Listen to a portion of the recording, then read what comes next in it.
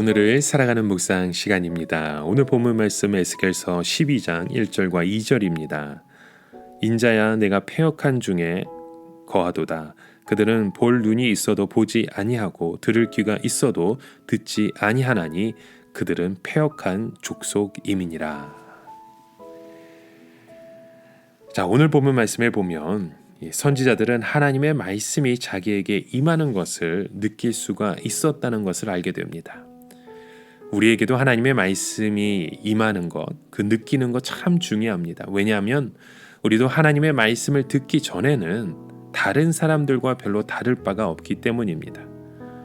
우리도 다른 사람들과 마찬가지로 고민하고 불안해하고 두려워하고 인간적인 생각에 빠질 때가 많은 사람입니다. 하지만 강력한 하나님의 말씀을 들으면 우리는 갑자기 하나님의 말씀 속으로 빨려 들어가 버립니다. 즉 말씀을 듣기 전에 그 불신앙적이고 복잡하고 인간적인 생각들은 갑자기 차단되면서 하나님의 말씀이 우리를 붙잡아서 은혜 안으로 끌고 들어가기 시작합니다.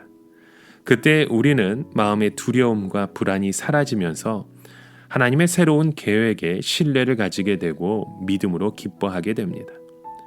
결국 우리는 하나님의 말씀을 들으면서 완전히 다른 사람으로 변해버리게 됩니다. 이것은 하나님의 말씀 속에 힘이 있고 생명이 있기 때문입니다. 그래서 하나님께서는 에스겔에게 너는 패역한 족속 중에 있다고 말씀하신 것입니다. 여기서 패역하다는 것은 말을 전혀 듣지 않고 너무나도 고집불통이라는 뜻입니다. 하기야 많은 젊은 사람들이 포로로 붙들려 왔기 때문에 기분이 좋을 일도 없고 또 무슨 교양 있는 행동을 해야 할 이유도 없을 것입니다.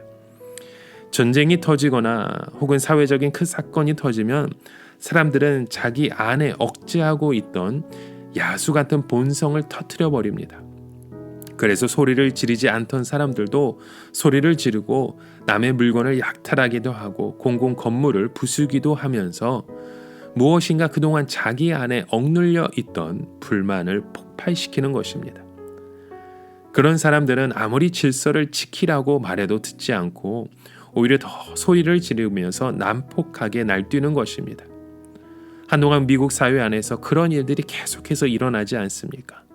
계속해서 약탈하고 방화하는 그 무리들을 우리는 보게 됩니다.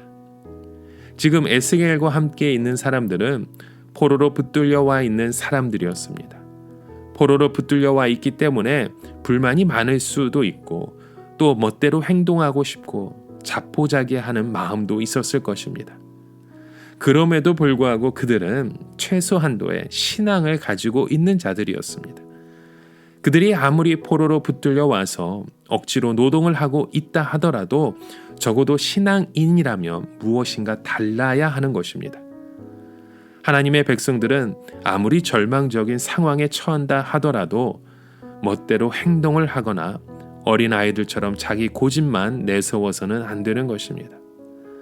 아이들은 집을 떠나서 다른 데로 가면 잘 있다가도 갑자기 집으로 가자고 합니다. 그렇게 집으로 가자고 때를 쓰면 누가 말해도 고집을 듣지 않고 울기 시작하죠. 이것이 바로 패역한 모습 가운데 하나입니다. 물론 하나님께서 바벨론의 포로로 붙들려 온 유다 백성들이 어렵지 않다고 생각하는 것은 아니었습니다. 그들이 기왕 이곳에 포로로 붙들려 왔다면 그렇다면 이곳에서 필사적으로 생각해 보아야 했던 것이 필요했죠. 즉 우리가 여기에 온 이유가 무엇이며 하나님께서 우리에게 원하시는 것이 무엇이냐는 것입니다. 눈이 있으면 보아야 하고 귀가 있으면 들어야 하는 것이었죠. 그들이 여기에 옴으로 인해서 잃어버린 것이 무엇이었습니까? 아마 모든 것이었을 것입니다. 그들은 가장 중요한 자유를 잃었고 가족을 잃었고 직업과 재산을 잃었고 안정되고 행복한 생활 그 모든 것을 다 잃어버렸습니다. 그러면 그들이 과연 바벨론에 붙들려 오면서 전혀 유익된 것은 없었을까요? 있었죠. 그들은 그들의 삶 가운데서 우상이 끊어지게 된 것입니다. 그렇다면 그들은 당연히 이렇게 논리적으로 생각해 보았어야 합니다. 즉 우리가 가진 모든 자유와 행복을 잃어버리고 이곳까지 와서 우상을 끊어버리게 되었다면 과연 우상을 버리는 것이 이만한 가치가 있는 것일까? 그리고 하나님께서 우리로 하여금 이 정도로 희생을 치르게 하시면서 우상을 끊게 하셨다면 특히 이제 하나님은 우리에게 무엇을 주시려고 하는 것일까라는 생각을 해봐야 하는 것입니다. 이제 유다 백성들은 바벨론에서 무조건 고향으로 돌아가겠다고 할 것이 아니라 영적으로 그들의 삶을 다시금 점검하고 돌이켜 보아야 하는 것입니다. 특히 아무것도 가진 것 없는 이 바벨론 땅에서 하나님께서 우리에게 무엇을 주시려고 하는 것일까라는 생각을 깊이 해 보아야 하는 것입니다.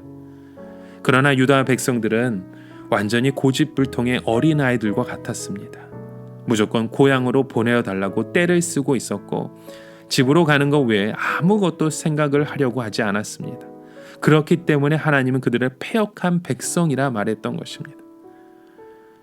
여러분, 오늘 우리의 상황을 다시금 점검해 보아야 합니다.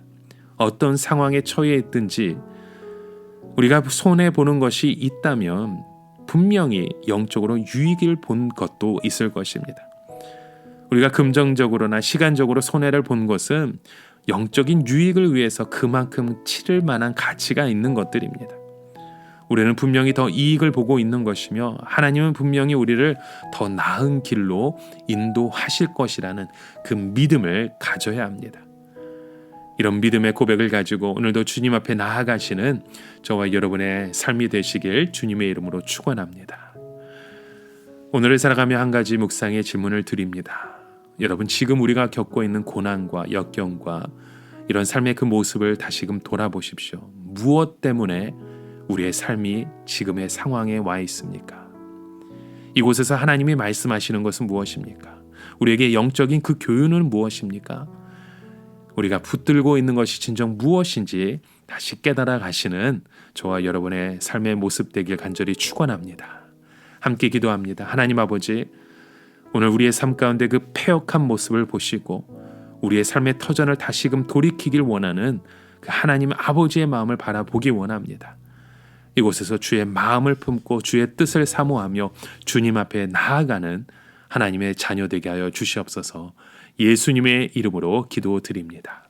아멘.